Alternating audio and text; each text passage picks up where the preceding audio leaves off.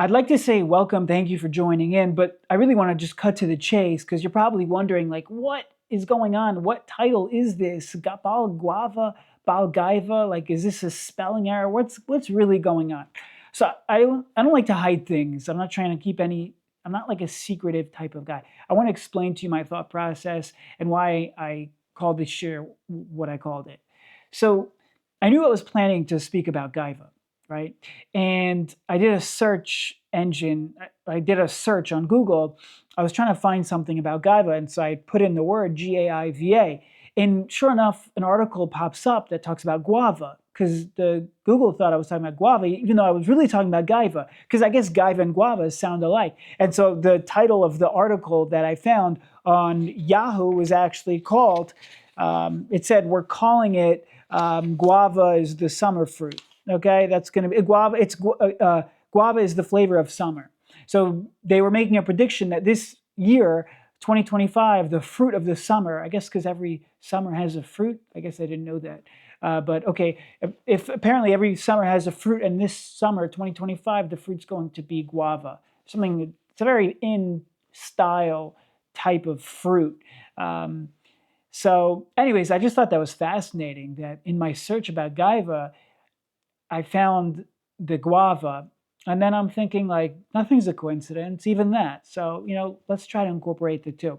Before I begin and jump right into it, I want to thank the sponsor for this week's shir, Yisrael Tenenbaum. He generously sponsored this week's shir in memory and in honor of his grandmother Chava Bela Bas Avram. May her neshama have an aliyah. And truth is, once I knew I was talking about guava, I had reached out to Yisrael Tenenbaum and I asked him, hey, any chance your grandmother had, some connection with guava? And he got back to me about 40 minutes later, and he said that he found out that she actually at one point traveled to Mexico. And guava is very, it's one of those tropical or subtropical regions where guava is produced and maybe perhaps even originated. So it is kind of cool that the person. Anyways, I just thought that was cool. I thought that it would be interesting too to maybe bring some guava. Anybody have here a guava? I know it's not so in season in a lot of areas, but truth of the matter is, 7 Mile Market in Baltimore. Look at that, guava discs. I really wanted to get a real guava, but I had to settle for this. Although it's not even so settling. I mean, $7.49. That's pretty. This is a high-end fruit over here, guava. I mean, after all. Get your guava, because summer 2025, here we come. Guava, here we come. We even called Trader Joe's to ask them if they had. I was going to go pick one up. I was going to do a live demonstration and cut it right for this year.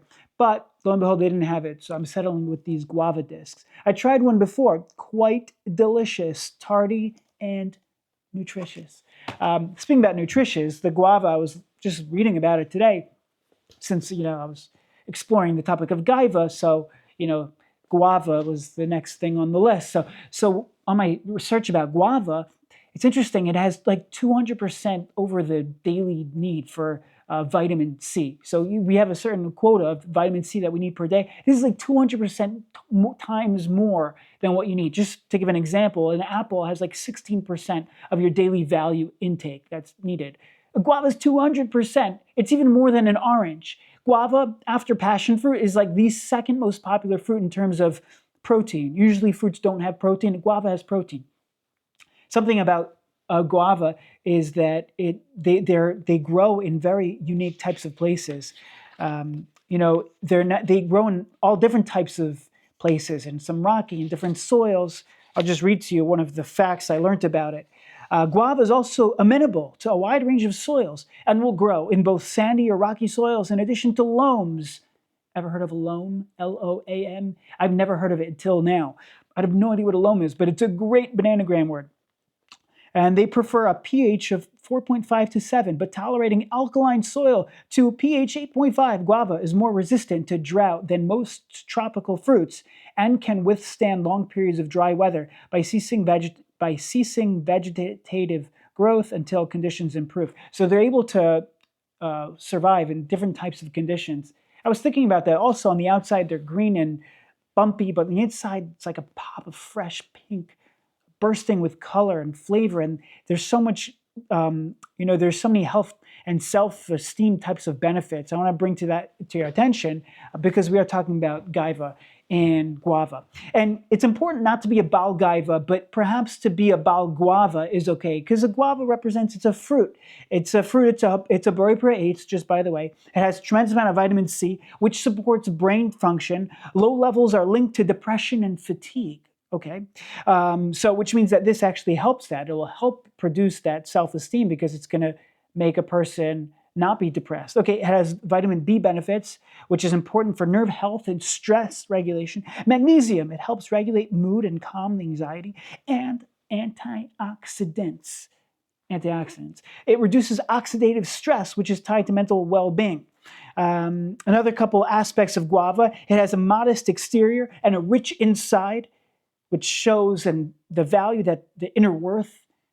The nutrient-rich fruit, it supports mental clarity and confidence. It's a resilient tree, the guava tree, which teaches us we can survive in tough circumstances. Multi-uses, meaning you could use the fruit, you could use the leaves, different things like that. And cultural uniqueness. It's a beautiful, adds flavor and uniqueness. And again, it might be the fruit of the summer 2020. I can say this, the fruit of summer 2025. So get your guava today. So you want to be a Baal Guava, you want to be hard and resilient and strong, great. You want to have that vitamin C, vitamin B, magnesium, that good stuff inside. You want to be vibrant inside and colorful and fruit and passionate and have that protein, have that vibrancy, great. Go ahead, be a Baal Guava. But what the Torah warns us against is being a Baal Gaiva. So, I'd like to share with you a thought from the Lubavitch Rebbe. The Lubavitch Rebbe shares something profound on this week's Parsha, Parshas Bahar B'chuk Yisai. You know, Bahar is because Bahar means a mountain. And we know Bahar Sinai because the Torah was given on a mountain. But Hashem chose the mountain because it was humble, it was the smallest of all mountains. And the question that's asked by the Mefarshim is, if Hashem wanted to give the Torah through a medium that was humble, so why a small mountain? It's a mountain. The Torah should have been given on flat land or perhaps even in a valley. Why was the Torah given on a mountain if it's trying to teach us a lesson of humility? And the Lubavitch Rebbe says something that is fundamental to who and what we are. The Lubavitch Rebbe says like this, and I'm going to read you the translation in English. It's understood that when a person manifests true bittul to godliness, this is not a contradiction of a stance of strength and self-esteem, for we are not speaking about personal strength and ordinary self-esteem stemming from one's own individual identity. Rather, we are speaking about strength and high self-esteem stemming from elikos, from godliness. The Lubavitch Rebbe teaches that a yid is supposed to be a humble mountain. The Torah was given on a mountain because it was a mountain. But it was a small mountain nonetheless. But it was a mountain, a small mountain. Because we can't be a pushover.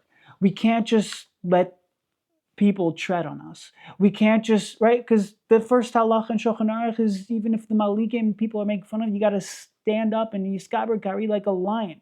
You're going to do the right thing. Part of being a frum yid, part of being a Jew, part of being a yid is to stand up for what's right, is to be a mountain, is to hold yourself to something. That's not Gaiva. That's actually the most humble. Having anava, and I want to translate like this. Gaiva is inflated ego, where a person thinks that they are something on their own. Anava, real humility, true humility, is actually healthy self-esteem, where a person realizes that I'm nothing on my own. I'm only something with the Eibishter, with HaKadosh Baruch Hu. So whereas Gaiva represents somebody thinking that I'm a something on my own, Anava is realizing I'm nothing on my own, but I'm everything with Hashem, right?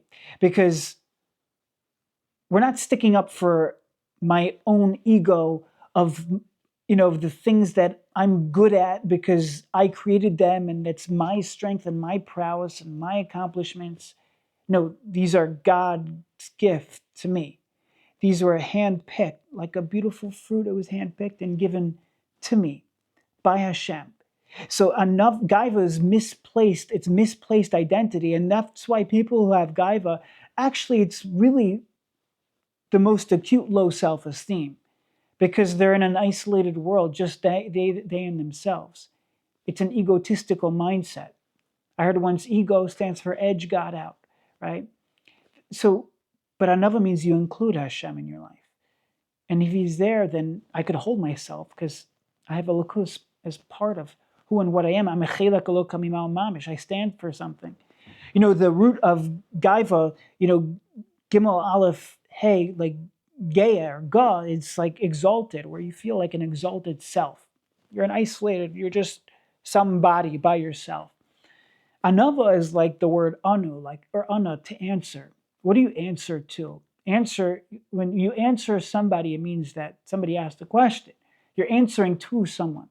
And that's exactly what humility is that we realize that we're answering to somebody. That someone being HaKadosh Baruch Hu, who is the one who's asking the question of our existence. I put you here, now what? I put you here, now I give you these talents, now what? What are you going to do with that? So our living, our lifestyle, our way in which we conduct ourselves, when we live with anava humility, we realize we're answering to a higher calling, to a higher purpose, to a higher being. That actually creates self-esteem. That creates a healthy self-esteem. You're no longer a Baal Gaiva, you're a Baal Guava. You have that fruit, you have that passion, you have that vitamin C, that magnesium, that vitamin B, that spiritual components. You have that fruit inside where you produce things for real, though, for mamish, for real. And the Lord Rebbe says we got to be a humble mountain. The Torah is given on a mountain because you got to at least be a mountain. You got to hold something. You got to hold weight. You got to be passionate. You have to have self-esteem. That's through anava, realizing that I have this elokus, I have this godliness, I have this chelek lokim al mamish. I can produce something. I'm a Baal Guava. I can produce that. I can produce pears, right? The Torah is like a tree, and we have pears to do. We have stuff to accomplish and achieve. That's what we're here. We have a higher purpose. We have a calling. And anu, we got to answer to that calling, to a higher purpose. We can't edge God out. That's Gaiva, or it's isolation. Who wants to live in isolation? People tried doing that a couple years ago during COVID. Isolation is not exciting. It's nished, right? It's not a good thing. You want to have a connection, a relationship. You want it to be real and honest. So I was thinking, there's a tremendous contrast that we see with Matan Torah, which was given on a mountain. Contrast that to Migdal Bavel, the Tower of Babel and the Dar HaFlaga. At the end of Parashas Noach, the Torah tells us, Vayihi kol haaretz saf echad u'dvar machadim. What do we know from Migdal Bavel? That they all united for one purpose, to wage war against God. And what did they do? Fascinating. Vayimtzu bika be'eretz Shinar. They found a bika, a valley.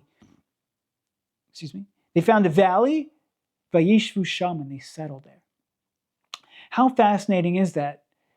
And I believe it's Rashi even points out that, there was a mountain, but the mountain, had stones, and they wanted to hew the stones themselves.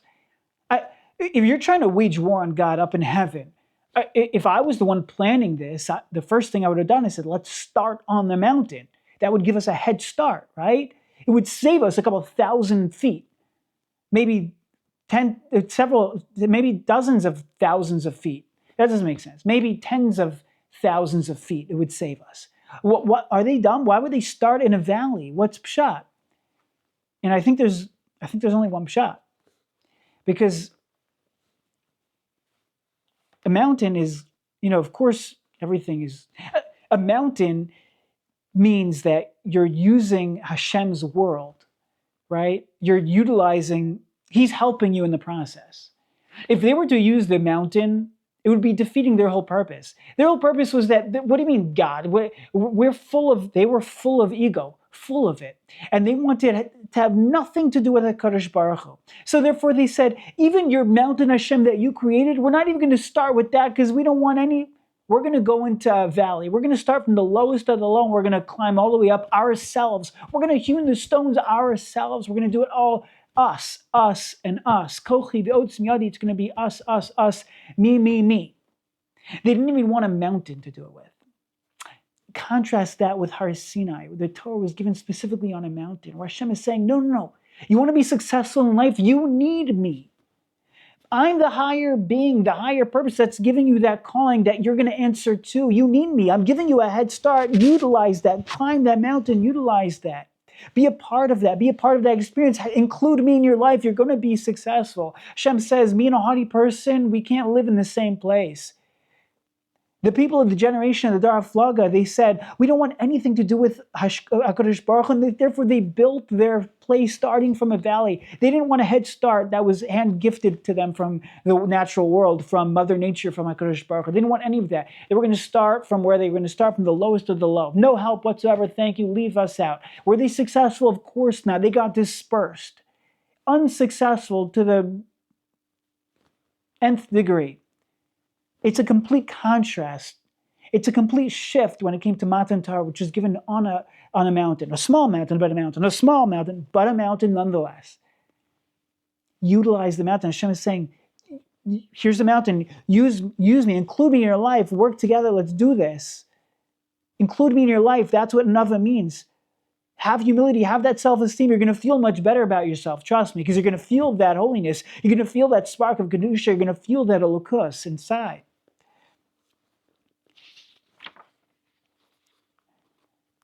I think that it's not a coincidence. If you look multiple times, I think I counted maybe 5 or 6 times, maybe even more, multiple times in the Parsha of the Dar HaFlaga, of the Tower of Bavel, Migdal Bavel, it says the word Sham, right? What did they say? It says Sham means over there, right? They found a valley where it's Shinar, land of Shinar, Vayishvu Sham, they settled there.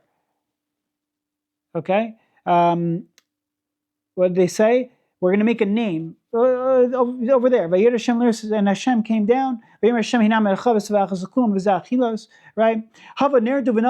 Then Hashem says back, you said you want to settle there. Hashem says, V'navla Sham, I'm going to come over there. Right? Hashem came from there. Right? Al-Kin Kara Shema Bavel Kisham, because over there, Bala Hashem Svas Kol Haaretz. Hashem, mixed them up. Umi Sham, and from there, Hashem scattered them. Their whole mistake came because Vayeshu Sham, they settled over there. They wanted something over there. They weren't, somebody who's about Gaiva is all about Sham. What's over there? What does that person think? What does that person, it's all about, right? And it's really the lowest self-confident, least self-confident people are always thinking about Sham, what's over there. I can't be successful here. I need something over there. I can't learn right now over here. I need what's over there. I need what he has over there. I'm jealous of what he has over there. I'm comparing myself to them. Your head is over there. You're always over there. You're never right here. You're never content with what you are right now. But the Torah was given, the Torah tells us, they stood betachtas hahar. And the Chazal tells us, the Gemara tells us in Shabbos, Peiches, that if you accept the Torah, mutav, great. But if you imlav, if not, sham tehei kivuraschem, over there is going to be your burial. Says the Bali Musa, I heard this quoted from the Rav Yaakov Galinsky as well, but this has been said by several of the Bali Musa, that Sham tehei kivuraschem means the attitude of Sham, what a person who lives in the realm of Sham over there constantly thinking, oh yeah, no, where I am right now, I can't learn right here. But if I have that and I have it this way and things are like this, Sham over there, then I'll be successful, then I'll learn. No, the Torah is telling us, Sham tehei kivuraschem, an attitude of Sham, an attitude of there where you're thinking and you're constantly comparing what's going to be only if I had stuff that, if I had it like that, if I had what she had, if I had what he had, if it looked like that, if my situation was like this, if only this, if only that. Sham, an attitude of that caliber of Sham, that's an egotistical attitude, then tehei kivuraschem, that's going to be the burial. But you have to be right here. The Torah requires us to be kan, to be over here, the opposite of Sham. Right? What does the Gemara tell us? Imani kan akol kan. If I'm here, everything is here. Everyone's here. Right here, where I am is exactly where I'm supposed to be. And that's part of emunah. That's part of anava. That's part of realizing where I am exactly. That's where I am. I'm by the top of the Sahar. I'm by the foot of the mountain. I'm here with HaKadosh Baruch Hu. He's right here by my side. Ego type of mindset. A Baal Gaiva is so isolated, is an island of his own. It's such a scary place to live. You're only self-purpose, your only self-worth is just from, what other people tell you and how you compare, how you're better than others. It's a scary place to live. We don't want to be a Baal Gaiva. My friends, we want to be a Baal Guava. We want to be a bearer of fruit. We want to be someone that's sweet inside. We want to be someone that's pure inside, someone that can give, someone that has vitality and purpose and mission, and sing that sweetness inside, where when you have that emunah, you have that bitachon HaKadosh Baruch Hu, that where you are right now, right here, Manikan, Kolkan, right where I am, that's exactly where I'm supposed to be. And realizing that a Baal Gaiva is always in the head. His headspace is Sham, over there. That was the people who went specifically to the valley. Vayishvu Sham, they wanted to settle over there. But Sham, an attitude of Sham, that's Tehek V'Aschem, that's going to be one's burial. But what's going to give a person vitality and strength and courage and passion is when a person utilizes the kan, when a person utilizes the here and the now. What's right in front of me, right here, right now? Constantly realizing we're by the Tachta Sahar, by the foot of the mountain. I was thinking, it says in the beginning of this week's parsha, famous Rashi, it's famous if you know, it's not something no, okay, I've said that line before, okay, very good. So, Bahar Sinai, right, Rashi says, Ma inyan Shemitah Eitzel Sinai. What is the inyan of Shemitah? What is the juxtaposition of Shemitah by Har Sinai? And I was thinking, maybe the answer is in the question, that inyan Shemitah Eitzel Sinai, you know what that produces? What is the common denominator between the Shemitah Eitzel Sinai? It produces ma. It produces ma. Ma means what? You're asking. Ma means, right? Chachma is koyach ma, the power of what? To ask questions, to be humble, to realize that you're not quite there yet. That where you are right now is exactly where you're supposed to be, and you're trying to achieve. You're on a mission to grow. You're constantly by the Tachta Sahar. So, anyways, I think that we could all take the lesson. To not be a Baal Gaiva, but to work on perhaps being a Baal Guava instead. Grab your fruit for 2025, the summer 2025, but more importantly, grab it inside. Be sweet inside. Be passionate inside. Have that boldness to stand up for what's right. Be able to live in we live in a world where the environment might not always be conducive to our growth. It might be colder than we think or hotter than we think. And I don't mean that physically, I mean more of a spiritual figurative terminology. But like the guava tree, to root ourselves and to be strong and to be excited of who we are and what we have right now, and the kochos that HaKadosh Baruch Hu has given us. Don't be a Baal Gaiva, be a Baal Guava instead. Thank you so much for tuning in and listening. Thank you again to our sponsor this week, Yisrael Tenenbaum. Again, in honor of his grandmother, Chava Bela Bas Avram, may your neshama have an aliyah, and may HaKadosh Baruch Hu bench every single one of you, that you should connect to the sweetness of the guava and to the sweetness of who you are as a yid. And until next time, wishing you all the best. If you're watching this on Torah Anytime and you're not following the shiurim yet, feel free to click follow to stay up to date. If you're watching this on YouTube, feel free to do the same. And wishing you all the best.